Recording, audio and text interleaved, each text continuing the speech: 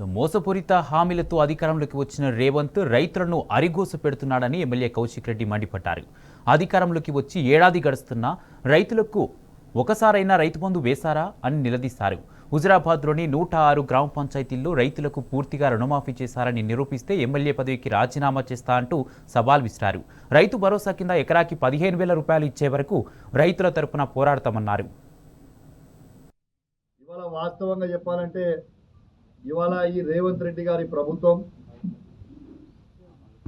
రైతులని ఎంత ఇబ్బంది పెడతా ఉన్నారు అనేది మీ అందరికీ ఒక్కసారి మీ ద్వారా యావత్ హుజురాబాద్ నియోజకవర్గ ప్రజలకి మరియు యావత్ తెలంగాణ ప్రజలకి కూడా తెలవాలి. మరియు రైతులకి కేసీఆర్ గారు ఎంత అండగా ఉండే ఇప్పుడు వీళ్ళు ఏం చేస్తున్నారు. ఇలా నేను ఒక్కటే అడుగుతున్నా రేవంత్ రెడ్డి గారు, మీరు పదే పదే చెప్తా ఉన్నారు రైతులకి మేము ప్రతి గ్రామంలో 100% రుణమాఫీ చేసినామని మీరు చెప్తా ఉన్నారు.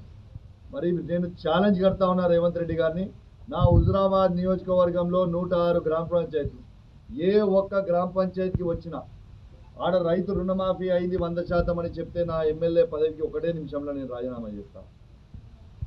ఇవాళ అసెంబ్లీ సాక్షిగా మా మాజీ మంత్రివర్యులు కేటీఆర్ గారు ముఖ్యమంత్రి గారికి ఓపెన్గా సవాల్ విసిరిండ్రు. నీకు దమ్ముంటే ఈ తెలంగాణ రాష్ట్రంలో ఏ ఊరికి పోదామంటే ఆ ఊరికి పోదాం, నీ సొంత కొడంగల్కి పోదామా, కొండారెడ్డిపల్లికి పోదామా, సిరిసిల్లాకి పోదామా, హుజురాబాద్కి పోదామా, పోదాం, నీ ఇష్టం, ఛాయిస్ నీది.